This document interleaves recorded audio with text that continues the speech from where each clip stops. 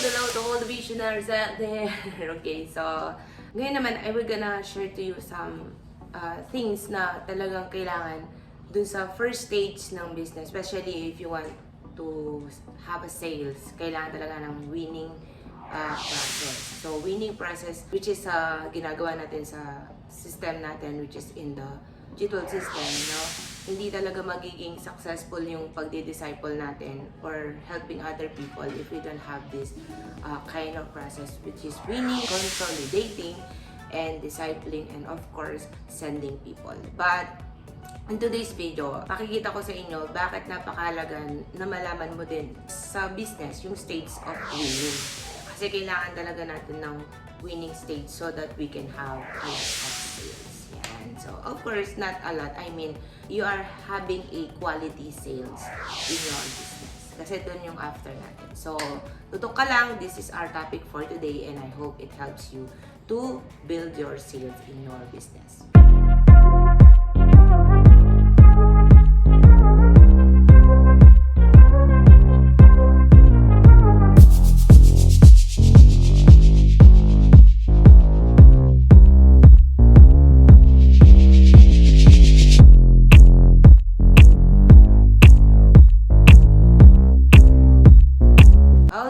So I will share muna a verse before we will dive in.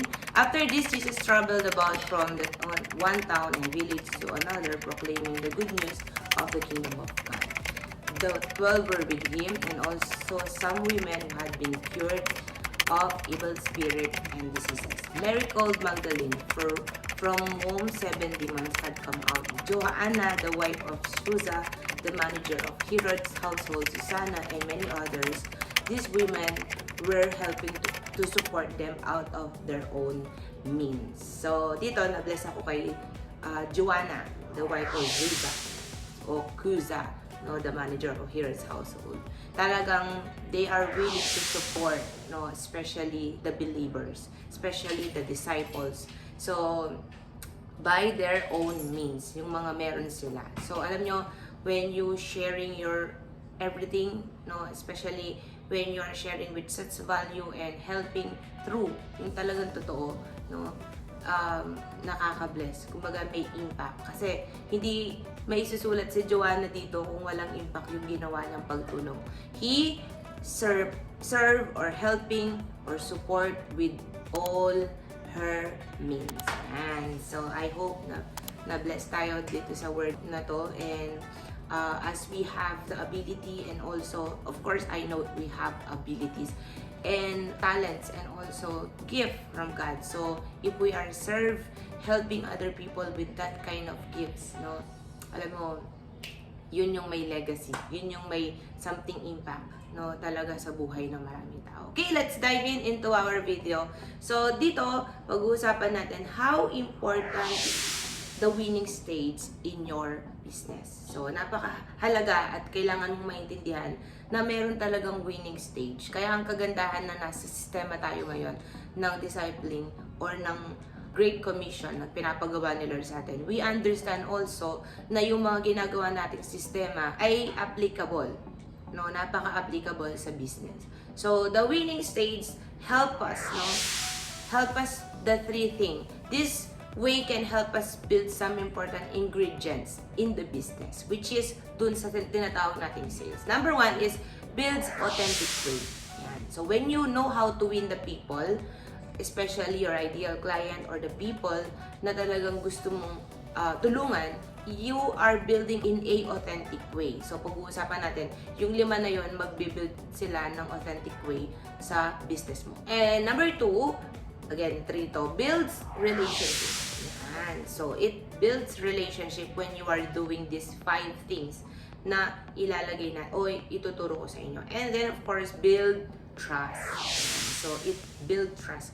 Alam mo, pag ang isang client or isang person na nakita ka niya na, ito ka-value ko, yun, may something talaga na natututunan ako sa kanya, no? You are giving talaga such content. Yan. Yung mga content. Yung content na yun, yung videos, posting, or teaching na yung mga tinuturo mo talagang nagbe-build sa kanila ng such value. Ibig sabihin ng value, outcome sa life nila.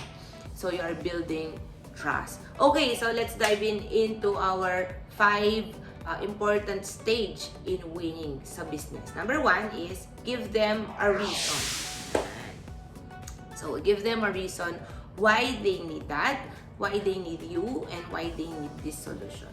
Kailangan talaga binibigyan mo sila ng dahilan. Yan. So, again, para magkaroon sila ng dahilan, you need to help them to be aware of the problem and the stage na meron sila kaya hindi sila makaangat. That is the one reason na kailangan nilang maintindihan. Kailangan meron silang hakbang na gagawin para mawala sila dun sa stage nila na kulang ang pera, hindi fulfilled, diba? Parang ganun, yung mga ganong reason.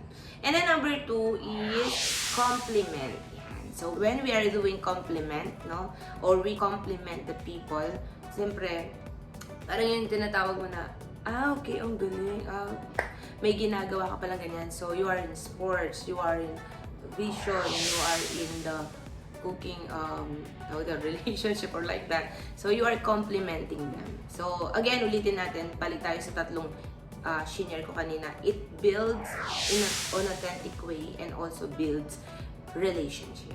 So you need to compliment them. So again, dito, yung one thing na kailangan mo matutunan is you can compliment the person if you know that person. So ang hack dito or ang kailangan mo maintindihan, kinikilala mo talaga sila so that you can build compliment. Yan.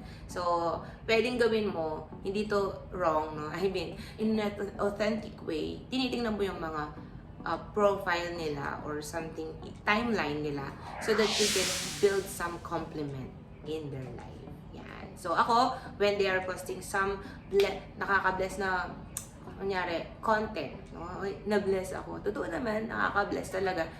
Lalo na pag word of God, di ba? So, build compliment. And then, anchor. Yan. Yung mga anchor, yan. So, kailangan maintindihan mo na meron kayong dapat similarity. Yan.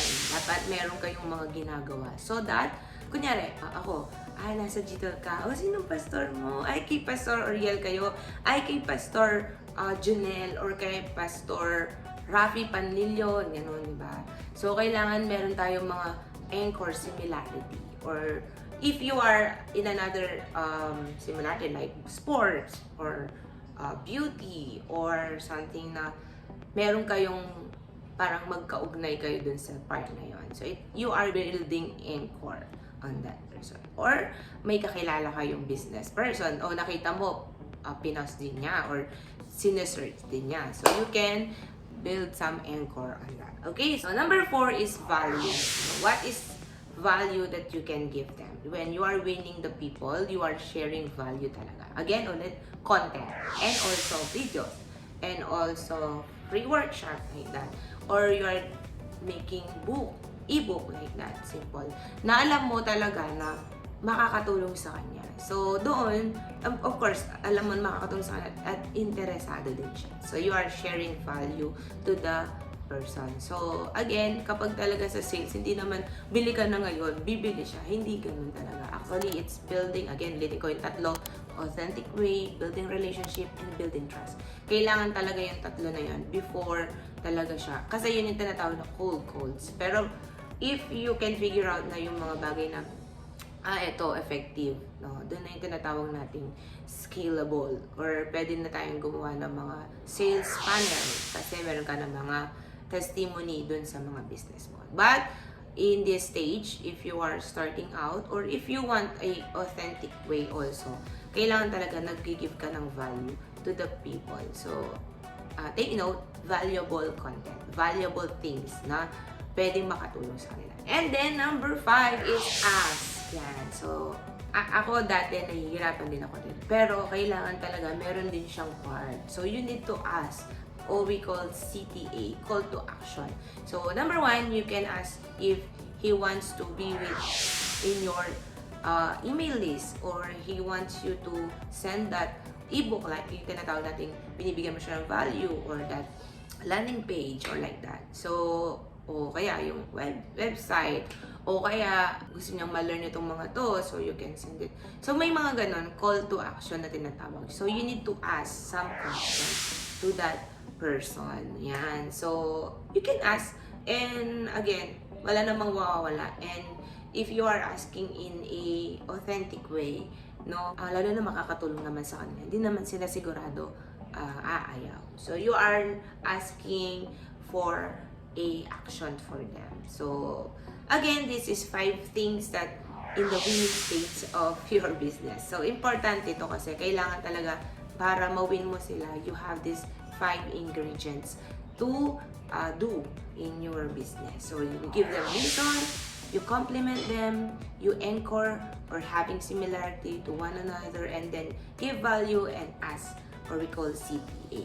So that is for our video today, the important things or winning states in the business to have a lot of sales, to have a sales to your business. So we need to win clients, no? Win clients. And tayo expert tayo dyan because we want to build a true relationship because we have Jesus, right? And kagaya ng binasa natin kanina, we help them, support them, no? By all means, lahat ng meron tayo.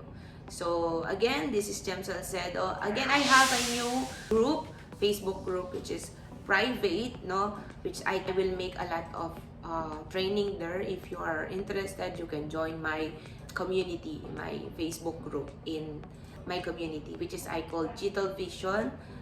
We can impact and we can serve, no? More for people. So we are building a purposeful online business. So if you want to join, I will put the link on the description, and then I hope you will enjoy it. And I will make a lot of motivational, inspirational, and also training on that group. Okay, so God bless and see you around. Okay, so I have a free ebook, no, yung Purposeful Business. So if you want to build your business, online or physical man yan, so I have a free ebook for you. So you can download it. I will put the link on the description. So it's all totally free for you. So grab it because it's all for you.